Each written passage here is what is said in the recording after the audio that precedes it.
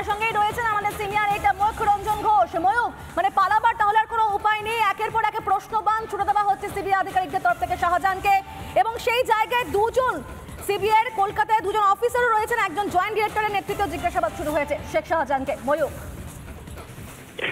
একদমই তাই। গোটা বাংলার এই মুহূর্তে জিজ্ঞাস্য শাহজাহানকে কি পিঠে খাওয়ানো হচ্ছে, সিবিআই দপ্তরে শাহজাহানকে পিঠে খাওয়ানো হচ্ছে কিনা, পুলি পিঠে খাওয়ানো হচ্ছে কিনা, পাটিসাপটা খাওয়ানো হচ্ছে কিনা, কাল রাত্রে মধ্যরাতে শাহজাহানকে ডেকে রাত্রে নৈশভোজে পিঠে খাওয়ানো হয়েছে কিনা, সেই সমস্ত কিছু জানানোর জন্য রিপাবলিক বাংলার একেবারে ইনসাইড ইনফরমেশন যেটাকে বলা হয়, সেই সিবিআই সূত্রে যে খবর আমরা পাচ্ছি, শাহজাহান শেখের ইন্টারোগেশন 10 মিনিট আগে শুরু হয়েছে।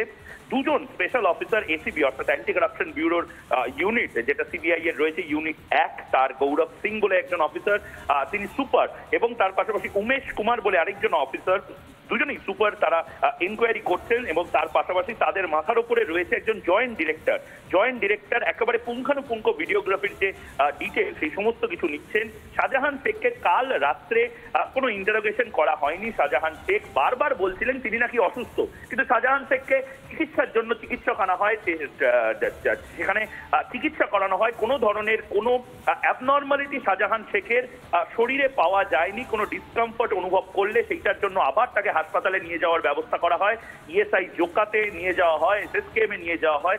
দু জায়গাতেই, রাজ্য সরকারের একটি হাসপাতাল এবং কেন্দ্রীয় সরকারের একটি হাসপাতাল, দু জায়গাতেই শাহজাহান শেখের কোনো ধরনের কোনো অ্যাবনর্মালিটি বা অসুস্থতা লক্ষ্য করা যায়নি।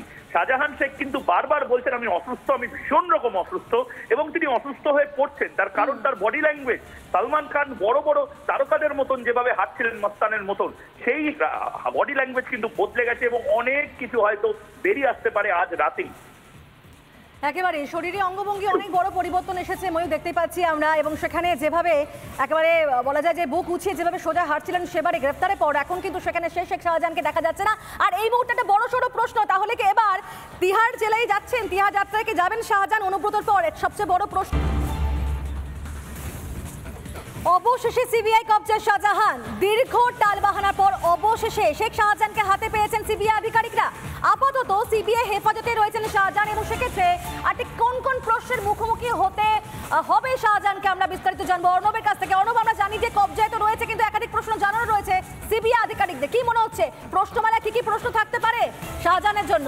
অর্ণব, একবারে দেখো প্রিয়, তোমাকে জানিয়ে রাখবো যে সিবিআই এর যে 3টে এফআইআর, তার মধ্যে 2টো যে শেখ শাহজাহানের নামে রয়েছে, সেখানে কিন্তু সিবিআই এর অফিসাররা বলছেন তাদের প্রশ্ন খুব স্পেসিফিক। সেটা হচ্ছে 3টে প্রশ্ন। এক, তার বাড়িতে যখন ইডির অফিসিয়ালসরা গেল, কেন তাদের উপর অ্যাটাক করা হলো, কে ইনস্ট্রাকশন দিলেন।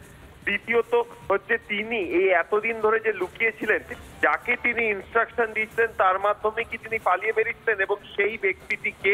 আর তৃতীয়ত, কি এমন জিনিস ছিল তার বাড়িতে যে ইডি যদি ঢুকতো তাহলে সেক্ষেত্রে তাকে আরো বিপদে পড়তে হতো বা অন্য কাউকে বিপদে পড়তে হতো। এই 3টে বিষয়কে কেন্দ্র করে কিন্তু সিবিআই এর যে তদন্ত প্রক্রিয়া, সেই প্রক্রিয়া চলবে। তবে গতকাল রাত্রির বেলায় যখন তাকে ঢোকানো হয় নিজাম প্যালেসে, 14 তলায় তাকে রাখা হয়, সেখান থেকে কিন্তু যেটা সিবিআই অফিসাররা বলছেন যে তার যে বডি ল্যাঙ্গুয়েজ তাতে কিন্তু আমূল পরিবর্তন ঘটেছে, এবং তার মধ্যে যেটা আরো গুরুত্বপূর্ণ যে বুঝতে পারছি অর্ণব যে একাধিক প্রশ্নের সম্মুখীন হতে হবে শেখ শাহজাহানকে, এবং ইতিমধ্যেই তো সে যে করে ভয় চুপসে গেছে সেই বিষয়টি আমাদের সামনে এসেছে, কারণ চোখ মুখ দেখেই বোঝা যাচ্ছে কার্যত সেই বাঘ, সন্দেশখালীর বাঘ, দোর্দণ্ড প্রতাপ যাকে বলা হতো, সে একেবারে ভয়ে একেবারে আতঙ্ক তারা করে বেড়াচ্ছে সেই শেখ শাহজাহানকে। তুমি থাকো আমাদের সঙ্গে, এরই পাশাপাশি একটু সৈকতের কাছ থেকে আমরা আপডেট নেব, কারণ আমরা জানি যে ইতিমধ্যে জেরা তো শুরু হয়ে গিয়েছে, আর একইভাবে নিজাম প্যালেসে ইডি ডেপুটি ডিরেক্টর গৌরব বাদল তিনিও রয়েছে। তো আর কি কি আপডেট পাচ্ছ সৈকত এই মুহূর্তে?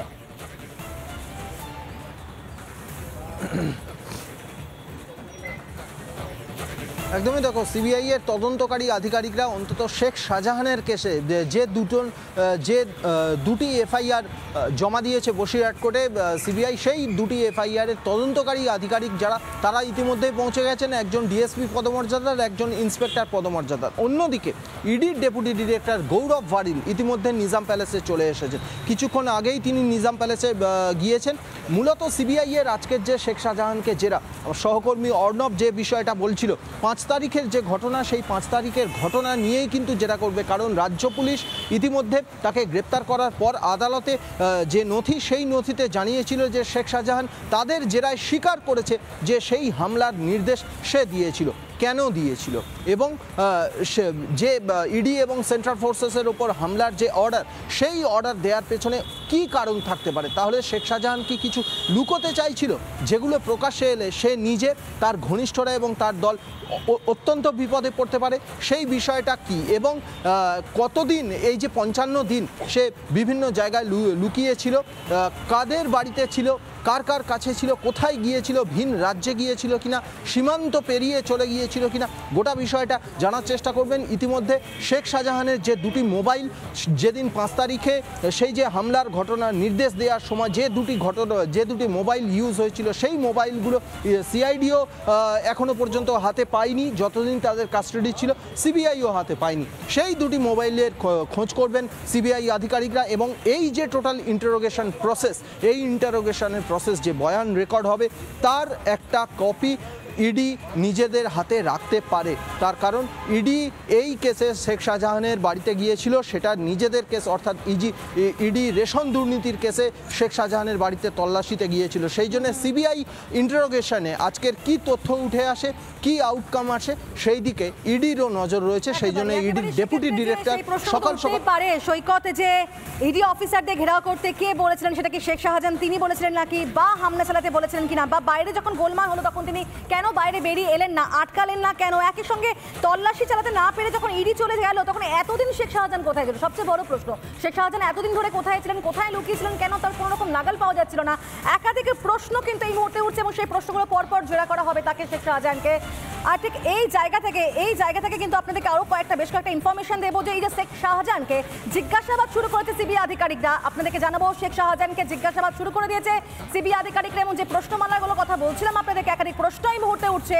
সিবিআই এর কলকাতা দি অফিসার একজন জয়েন্ট ডিরেক্টরের নেতৃত্বে জিজ্ঞাসাবাদ শুরু হয়েছে এবং এই হেফাজতে যবে থেকে পাওয়া গিয়েছে শেখ শাহজাহানকে, তবে থেকে কিন্তু বারবার শেখ শাহজাহান তার অসুস্থতার কথা বারবার বলছে সিবিআইকে। যদিও মেডিকেলের পর কিন্তু কোনো অসুস্থতাই পাওয়া যায়নি, তাই জেরা করে দিয়েছেন সিবিআই আধিকারিকরা। মানে আবারও সেই একই বাহানা যেটা বারবার দেখেছি শাসক দলের নেতা যখন কখনই অ্যারেস্ট হয়েছেন তখনই বারবার তারা অসুস্থ হয়ে পড়েন অ্যারেস্ট হওয়ার পরই। সেই বিষয়টা শাহজাহানের ক্ষেত্রেও দেখা দিচ্ছিল, কিন্তু যখন তার ট্রিটমেন্ট হয় বা মেডিকেল চেক আপ করা হয় সেখানে কিন্তু কোনো রকম অসুস্থতার কোনো চিহ্ন পাওয়া যায়নি, তাই জেরা করেছেন সিবিআই আধিকারিকরা।